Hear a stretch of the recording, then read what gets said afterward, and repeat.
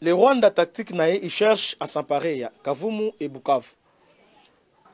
Tactique à Rwanda, ils allaient contournement, débordement, vous voyez, na encerclement. Contournement à contourner. Nous sommes on va contourner. Débordement, il y a un surnombre. Et puis, na encerclement. Donc, ils ont même pratique qu'ils veulent faire au niveau il y a Bukavu et Kavumu. Comment? Au niveau haut plateau, il y a Uvira, haut et moyen plateau, il y a Uvira, ils ont Red Tabara. Au niveau il y a haut et moyen plateau, il y a Minembwe, ils ont non, il y a Fizi, ils ont Touareneo, il y a Makanaki. Alors, maintenant, Balimba Salandengeni, ils veulent lancer les attaques simultanées. Lac Ruzizi, ils ont servi les frontières entre Bukavu et Rwanda. Frontière. Alors, ils veulent maintenant contourner. Il y a un niveau ya Goma, à partir de lac Ruzizi. D'ailleurs, marine rwandais, ils sont déjà en opération au niveau de Ruzizi. D'ailleurs, sur ces points, Botala, comment les Rwandais veulent contourner Tala.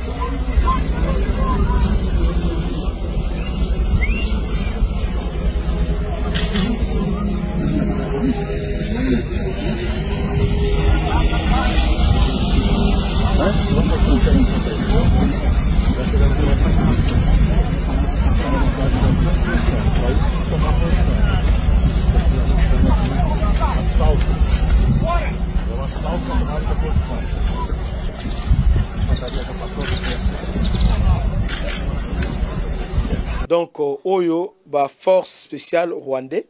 Les forces armées de la République démocratique du Congo, FARDC, viennent de remporter une victoire stratégique en délogeant les rebelles du M23 et leurs alliés rwandais dans plusieurs localités du Sud Kivu.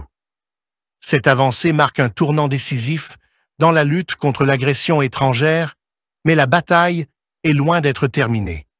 Quels sont les enjeux réels de ce conflit? Quelle est la prochaine étape pour l'armée congolaise? Dans cette analyse critique, nous plongeons au cœur de la situation sur le terrain pour décrypter les dynamiques militaires, politiques et géostratégiques de cette guerre imposée au peuple congolais. Face à l'ampleur du conflit, la population congolaise ne reste pas passive. De nombreuses marches de soutien au FARDC et au président Tshisekedi ont eu lieu à travers le pays. De Kinshasa à Kabinda, en passant par Bandundu et le Sud Kivu. Le message est clair. Le peuple congolais refuse la balkanisation de son territoire et demande une action forte de la part de ses dirigeants. Des appels à l'engagement dans l'armée se multiplient, comme celui du vice-gouverneur du Sud Kivu, Louis-Jean-Jacques Etakano, qui encourage les jeunes de Baraka à rejoindre les forces de défense. Cette mobilisation populaire est un signal fort, mais elle ne saurait suffire à elle seule. Une restructuration en profondeur de l'armée congolaise est nécessaire, notamment en termes d'équipement, de logistique et de stratégie militaire pour faire face à une guerre asymétrique contre un ennemi bien organisé et soutenu. L'un des aspects les plus troublants de ce conflit est la réaction molle de la communauté internationale. Les Nations Unies continuent d'émettre des communiqués d'indignation sans action concrète. Le Conseil de sécurité de l'ONU est appelé à quitter la phase de constat et à passer à celle de l'action. Pourtant, rien ne bouge. Pendant ce temps, les populations civiles continuent de payer le prix fort de cette guerre. La lettre adressée par la RDC aux clubs de football européens, Arsenal, PSG et Bayern Munich, pour leur demander de rompre leur partenariat avec Visit Rwanda est une initiative intéressante, mais elle risque d'avoir un impact limité. Ces grandes institutions sportives sont davantage motivées par des intérêts financiers que par des considérations éthiques. Une pression diplomatique plus forte, notamment par des sanctions économiques ciblées contre Kigali, semble être la seule voie efficace pour mettre fin à cette guerre. Si la victoire militaire des FARDC est une nécessité, elle doit être accompagnée d'une vision à long terme. Il est crucial que la RDC réforme en profondeur son secteur de la sécurité, renforce ses alliances stratégiques et utilise ses ressources naturelles pour développer une économie résiliente. Nous voulons que les gouvernements aient de la pensa au four et au moulin, au point, balancer offensive. Et puis balancer en dès maintenant. Parce que surtout les élites, bango doit se réorganiser, bango se plan à bango, bango se réorganiser. Et puis que surtout à Takakota, le bureau pendant comme Koueki, on allait voir la parce que tous les militaires, bah, côté à ligne. Ouais.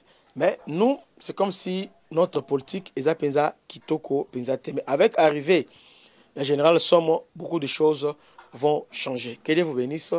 C'était votre humble serviteur, le bishop Christian Lao. Je disais ceci, avant de terminer, Bukavu n'est pas en danger. Oui, Bukavu n'est pas en danger.